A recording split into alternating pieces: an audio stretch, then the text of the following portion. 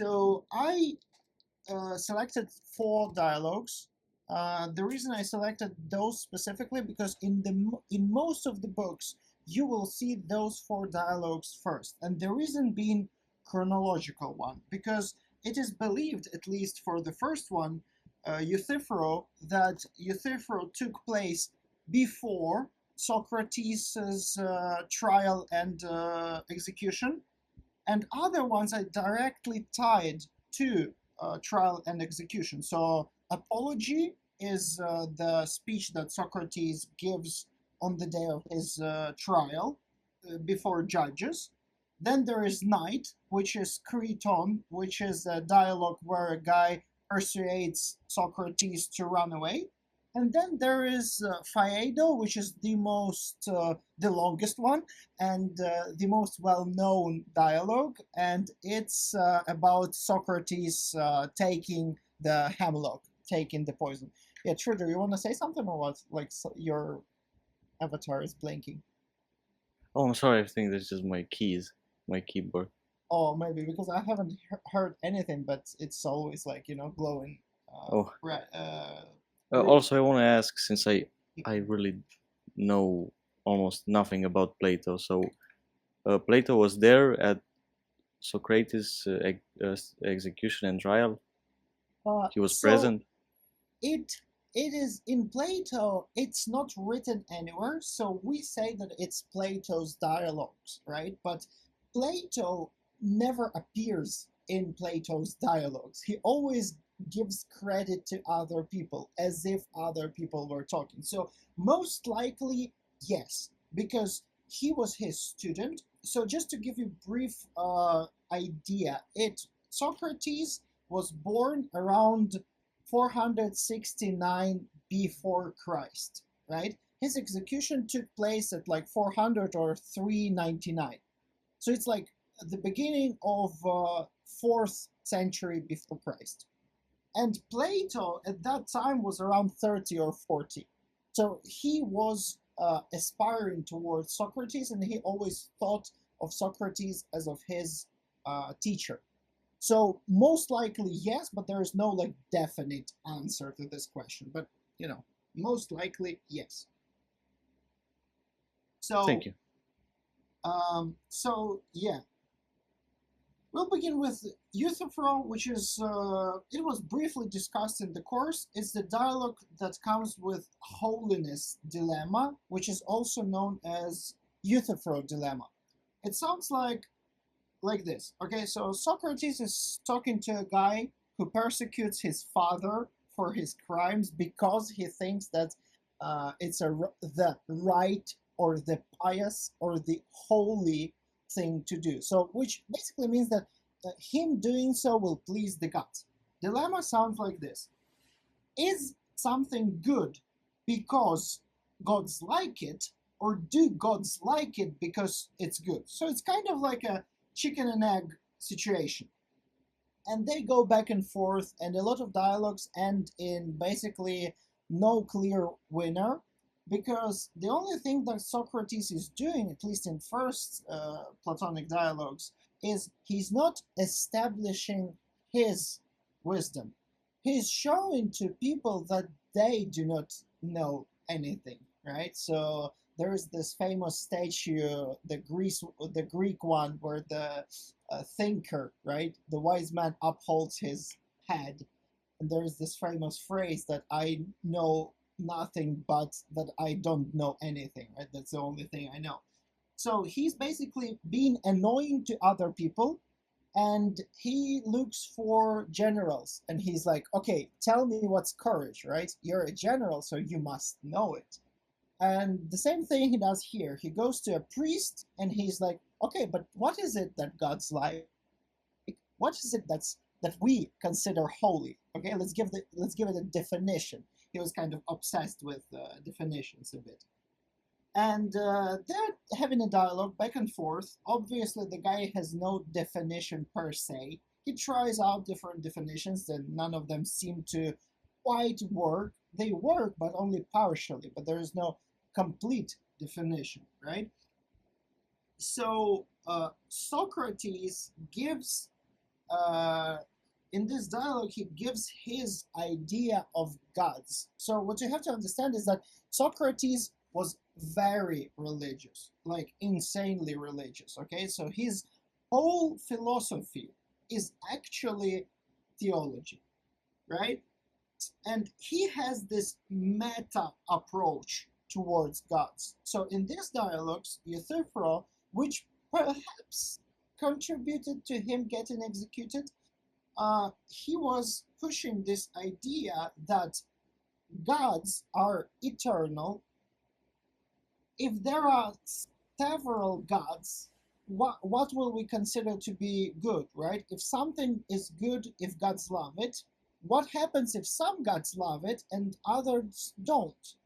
So for Plato, it doesn't make sense because gods are perfect. So he comes up with this idea of meta approach, which is that the good, and when I say the good, it means in Plato's sense, is the idea of goodness, is autonomous. It's good for all, it's always good, it's universal, it doesn't depend on us. Like if the universe ends, the good is still there, right? And it's not instrumental. So you cannot say, that's the part where I would like to address some of Jordan Peterson's claims, right? He usually talks about truth as being the instrumental truth. So if that's good for me, or if that's useful, then it's truth. Or at least you can use it in that way. For Plato, that would be almost like heresy.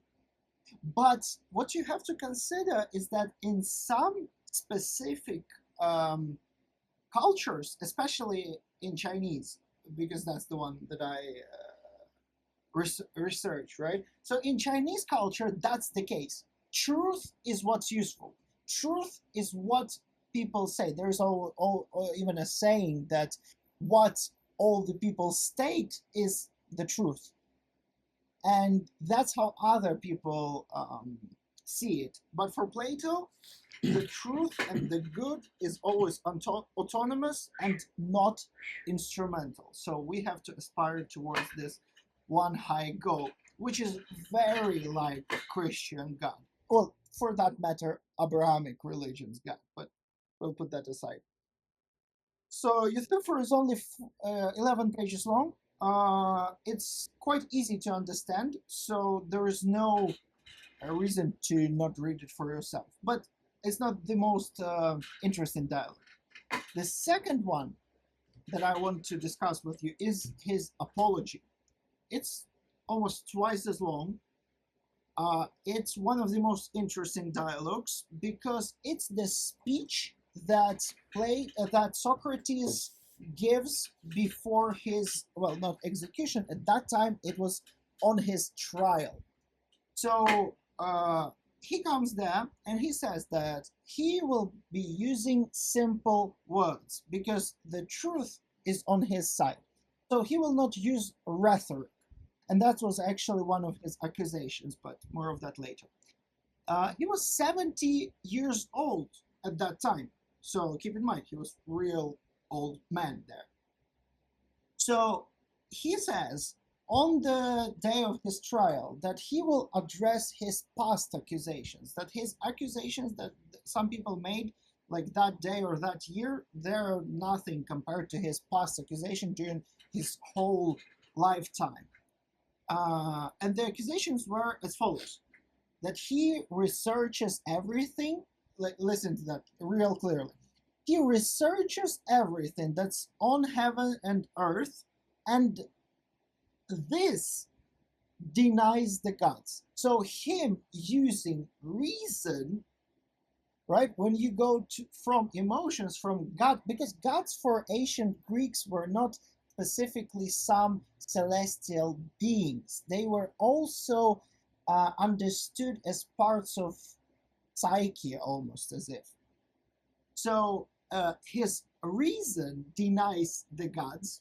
That was his most grave accusation that Plato was not even like in 1 minute cool with, because he was very pro gods, as I said, right? So The next accusation that he lies, he uses reason and denies God. That was the methods one. The next one is he receives money for teaching and tutoring people, which was not true because Socrates was very poor, but he was still very proud of people who made living by that, and that wasn't even something that was frowned upon. It's just that people were trying to gather as much accusation as they could to kill off Socrates, right?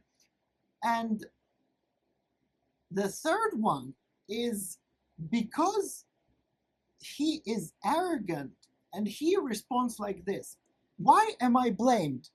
Because I'm wise. And how do I know that I'm wise? Because the oracle said so. That's literally Plato's line of reasoning. Oracle said I'm wise, therefore I'm wise. Now, if he believes in that or not, doesn't matter. That's what he says. And most likely he does believe in that because, as I said, he's very theological. So he explains that by being called wise, he was trying to go against the will of God. He was trying to find another wise man. That is, a man who would be wiser than him. So he goes to generals to see if they are wise. He goes to politicians. He goes to poets. He goes to craftsmen. And what he finds is that those people are smart and they know their craft. Like poets can sing and craftsmen can do some stuff, right? But they are not wiser than him because having this little knowledge, they try to extrapolate it, which means that they are starting to use their small knowledge towards everything in earth. And in this moment, Socrates is like, aha, okay, you're wise, but in this particular stuff, you're not doing a wise thing, so I must be wiser than you. You would press the hand up icon. You need to get the permission to do so. So it has, yeah. I'm gonna continue, and when you come on stage, then you're welcome to ask any questions. So he was trying to find people wiser than him, but he couldn't, and that pissed people off. And that's the reason, at least Socrates argues, why he was put to trial. So it has to be also that Peterson, because I suppose that if we are here, we're kind of fanboys of Peterson, right? So I'm gonna incorporate Peterson quite a few times here. So the idea of Peterson's that artists are kind of prophets in the sense that when they make something, when they make a song or when they make a painting, they are kind of prophets. They don't know what is going on. They are just conveying some higher being sense. And this was Plato's view as well. Well, here he puts his views in Socrates' mouth, right? So his view was that, for example, poets, okay, they are wise, they are smart, they can do things, but they don't understand what they're doing. And the same with politicians, and the same with generals. So, at the last line of reasoning, Socrates also says an interesting part that is kind of like Christian. If you remember, Christ, when he was crucified, said, why have you forsaken me, Father? Right? And here in dialogue, Socrates jokingly says that probably his trial and his execution is a joke of God. So God jokingly says, Being wise is worthless. Look at Socrates. He's the wisest of you all. And look how worthless and poor he is. So that's his line of reasoning. And he also conveys that since he is innocent, so he's not deserving of punishment. He's not deserving of execution or exile. He's deserving of free meals and basically being taken care of on Athens' budget. So he deconstructs the accusations one by one, showing how central to his life gods and ideas are.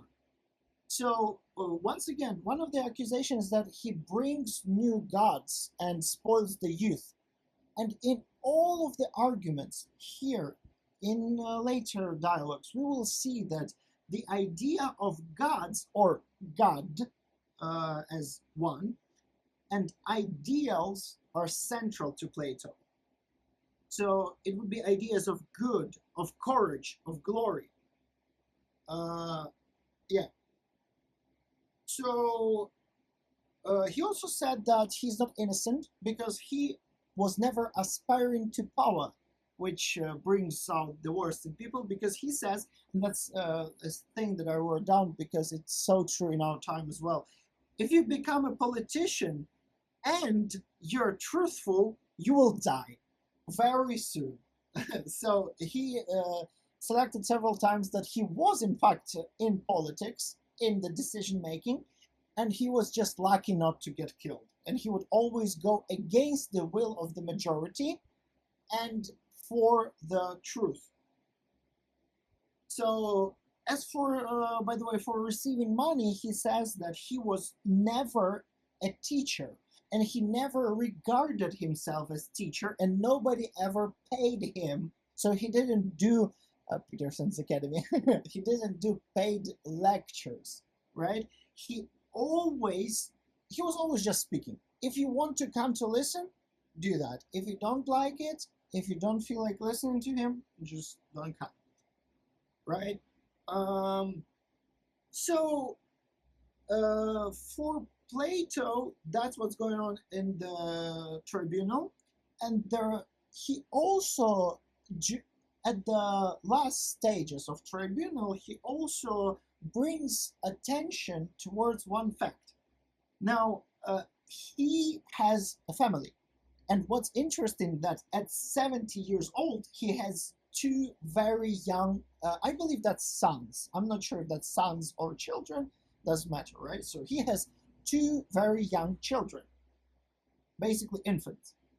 But still, he says that he didn't bring his family to the court as everyone else was doing. He wasn't trying for pardon, right? He wasn't trying to get ease at his tribunal because he thought that there is a law, the law has to be upheld, and that's the judge's work.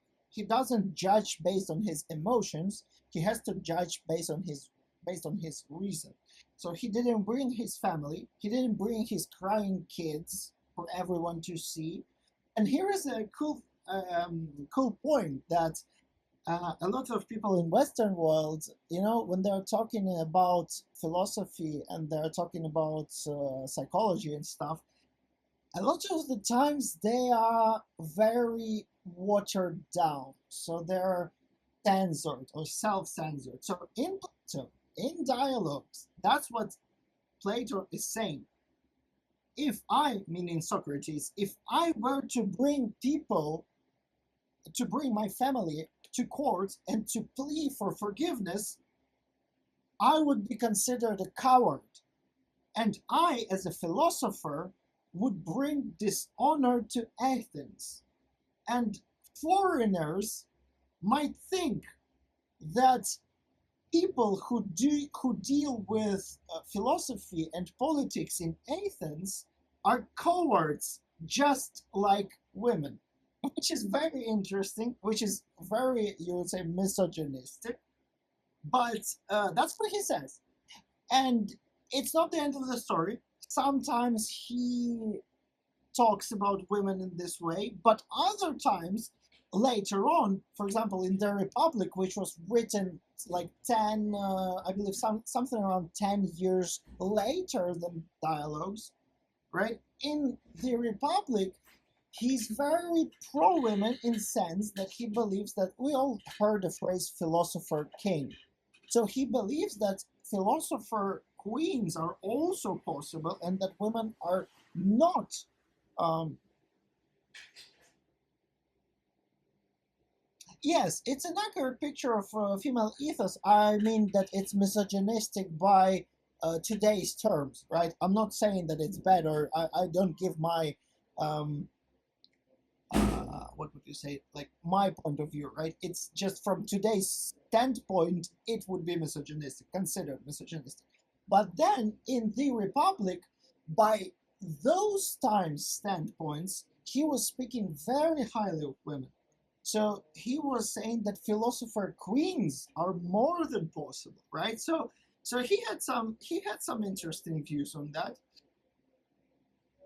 Yeah. So at the end, he doesn't plead for forgiveness.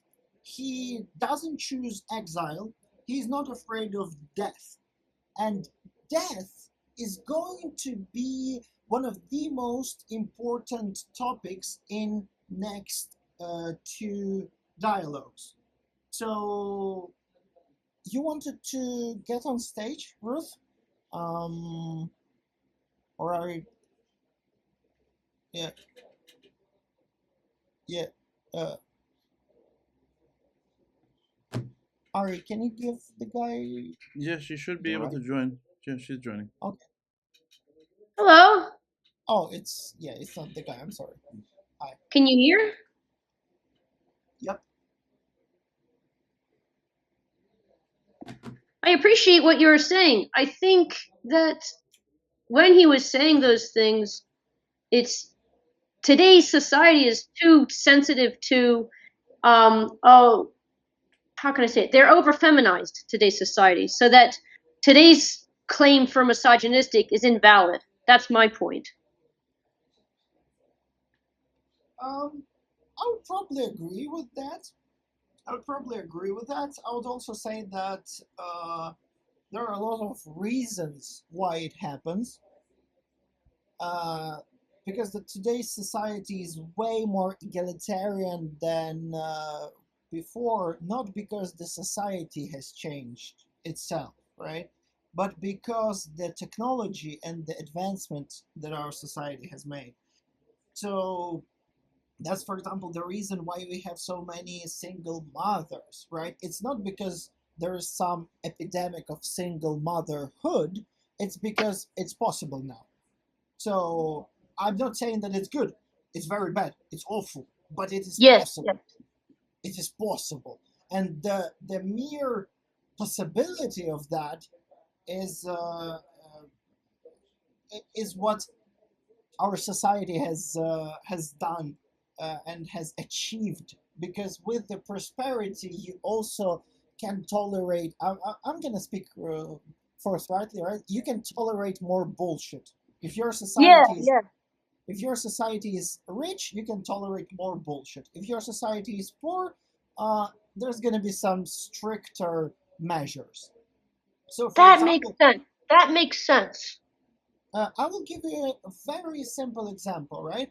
In Asian cultures, and also in our cultures as well, uh, it was customary that elder, someone who is the eldest person in the family, eats first. So I'm not going to give you like big example, politician, like politics related examples or society level, right? It's just family stuff. We're eating dinner, and it was customary that the oldest person would eat first, and that was in whole Asia.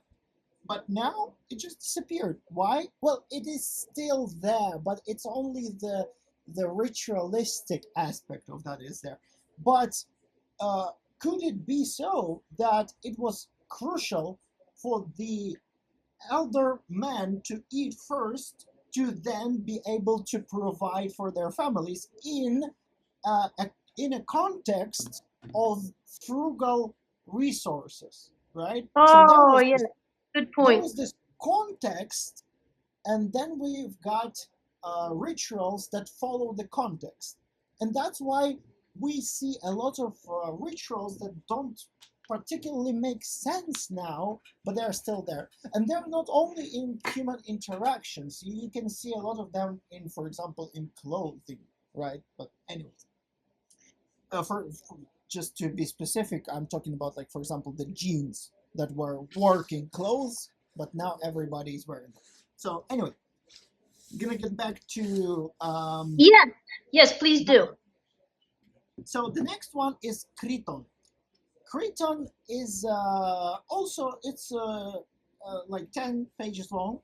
It's night before, well, it's not specifically before, it's just one of the nights when Socrates is already in prison awaiting his execution.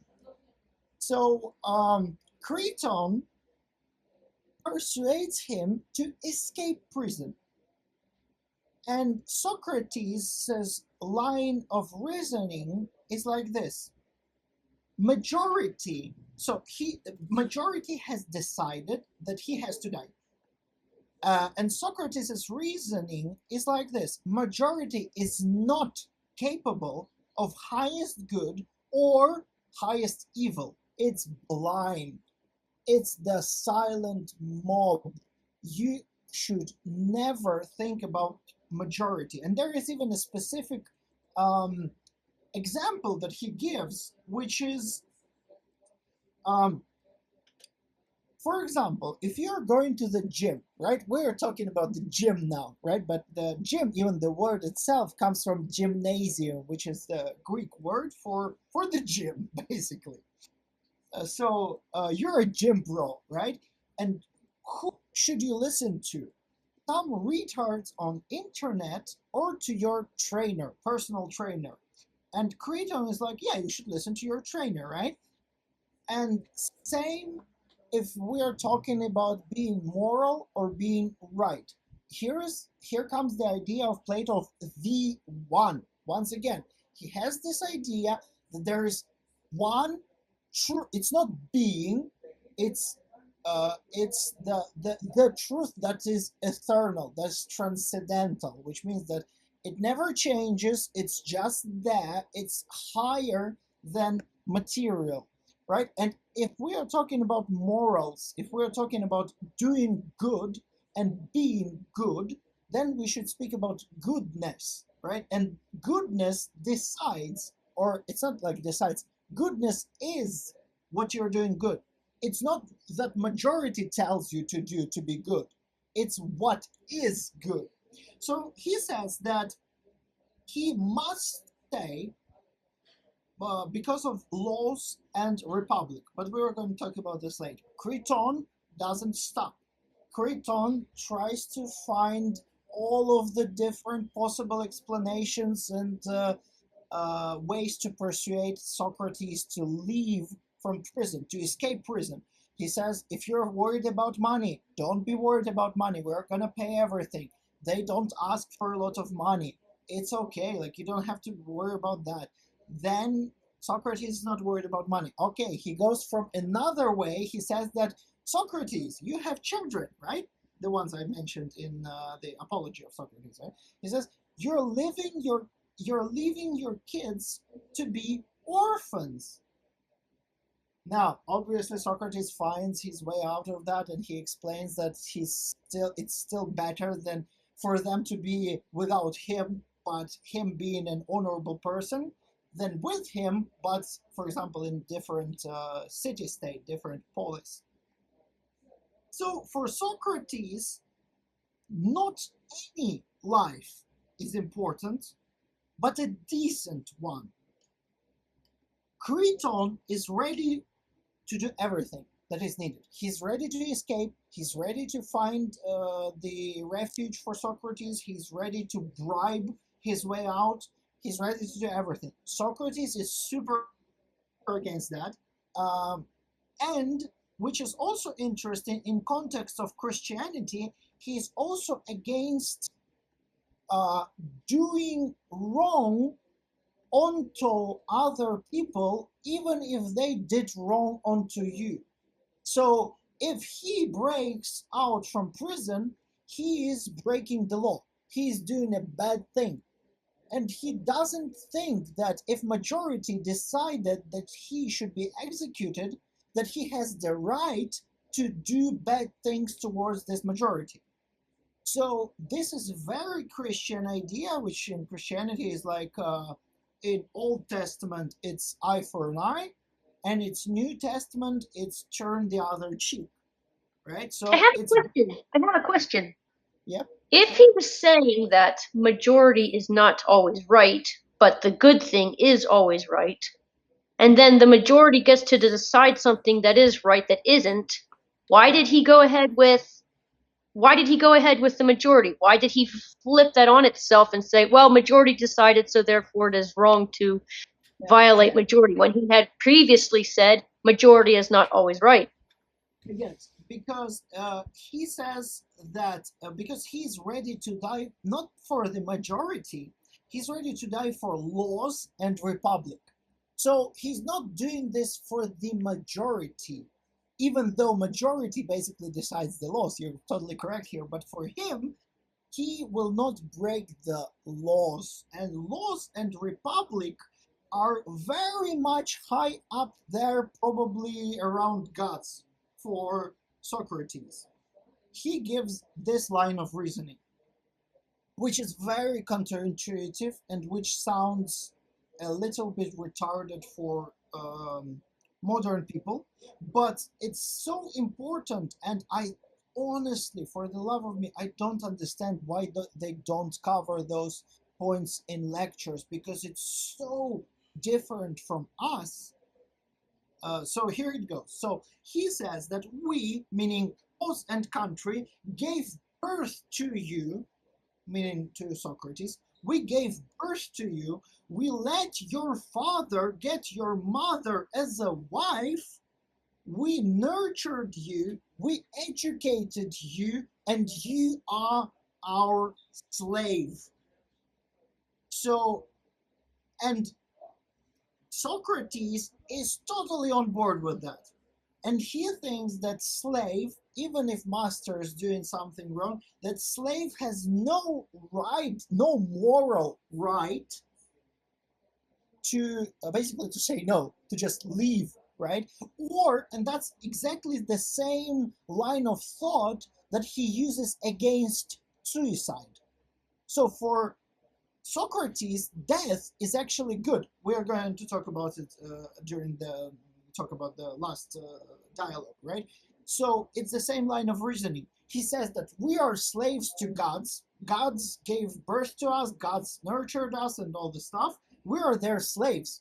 And slaves cannot just escape their masters, because then they're bad slaves.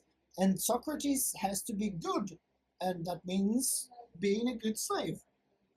And that's also... So then he considered the state to be the highest authority, whereas the founding fathers of America considered God to be the highest authority, and therefore the divine right of kings was mistaken. Well, that's what we got here. So to answer the question, he wasn't doing it for the majority. He was doing it because laws come first, right? So law is great, and law works like this. If majority decides, I do that, right? So for him, it's not because the majority, it's because the laws come first. Because if you break the law, you are dishonoring the will of your state, which is your polis, your city-state, right? And that is just not allowed for Socrates, because your city-state is like your father. Your city-state is like your mother. It's your parents. It's like your basically your everything. That's also very different from modern people, who don't think that way, and probably because of the society's advancements, probably because of technological advancement, but also because of just philosophical climate isn't that. People at most love their parents, are grateful for their parents, but they don't consider their parents to be higher than them, or bigger, or somehow like more important, which was everything about, for example, Chinese culture is all about that, right? It's about Yeah. the ancestors and so on. So he also says, quite obviously, that if you die well, the laws and the republic are going to be good to you, and you're going to be a good dead soul, which is going to get to the underworld and be glad there in the afterlife. And if you're bad, you're going to go to Aid, which is Aid, which is basically hell, right? So Yeah. he was very much pro that idea. There's a lot of common ground with Christianity.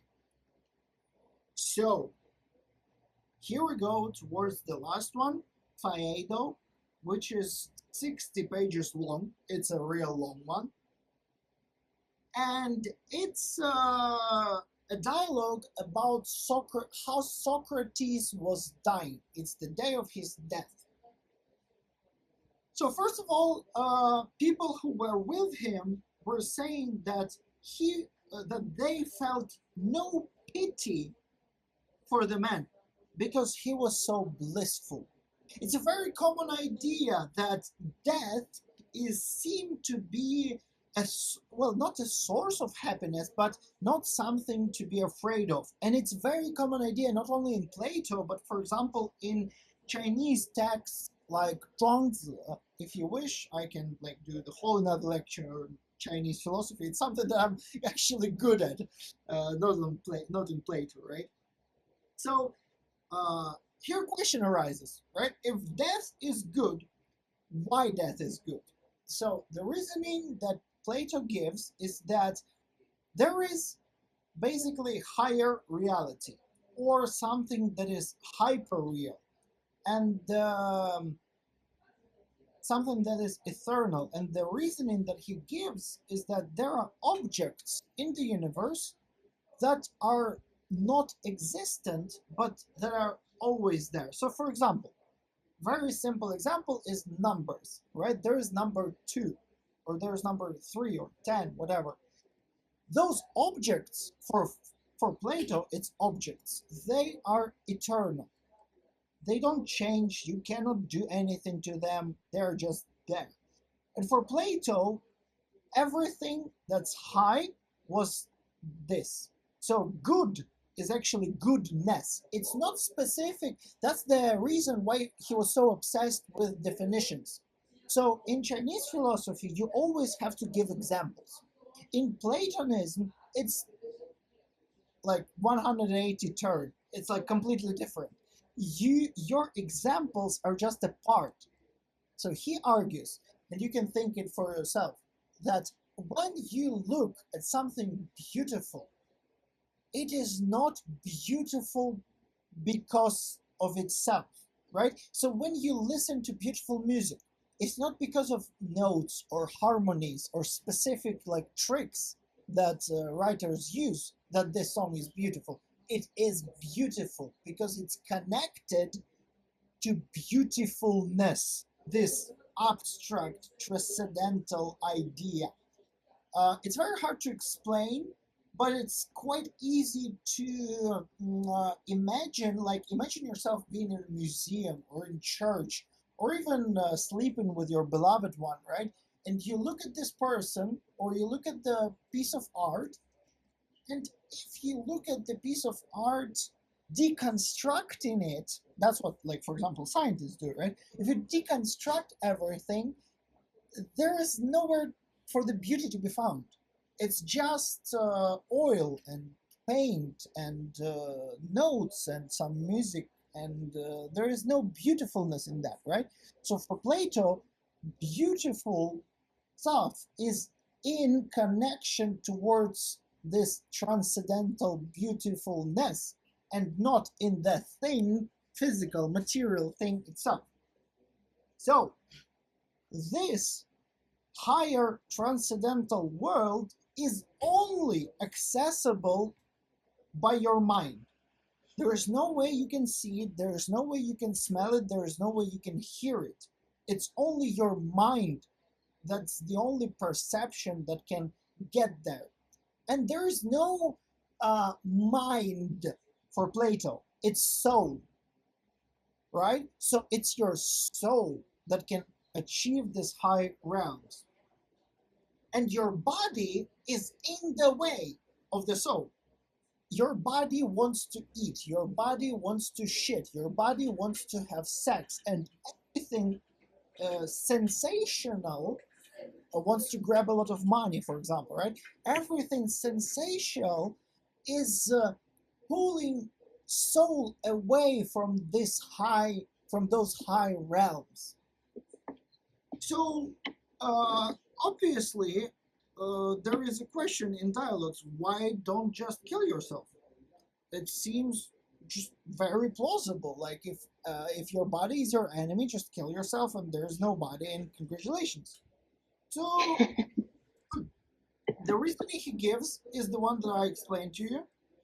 Gods gave birth to us. We are God's slaves. If we just run away, we are bad slaves. So it's not good. So just don't do it. But you should be happy that death comes. So basically, you can wait for death to come, but suicide is still wrong. Now, make of it what you wish. So, death is departure of soul from body. And there is a whole freaking dialogue for like 25 pages about if soul is eternal, if soul dies or not, and so on. We're gonna deep, but not to dive to that. So, should we not fear that souls just disappear? Right? It's an obvious question. What if you die, soul just disappears? Well, Socrates has an answer to that. He explains that no, because it's very characteristical of pagan thinking. You see, now usually people think of time and of, that's my addition, that's not in dialogues, right? Now people usually think of time, of historical events, of almost everything as of line, right? So there is, for example, we've got in first wave industrialization, second and third, and we are growing up, right? We're exploring new frontiers, right? There is this sense of progress. That wasn't the case for most pagans in almost all of human history. Time in a lot of cultures was seen as a spiral. It was a circle. It was a constant dance that just repeats itself, and so on, right? So here, Socrates is using this argument. He says that because everything has its opposite and comes from its opposites, right? So, for example, if you want to have something hot, you have to have something cold first. If you want to have something cold, you have to have something hot first.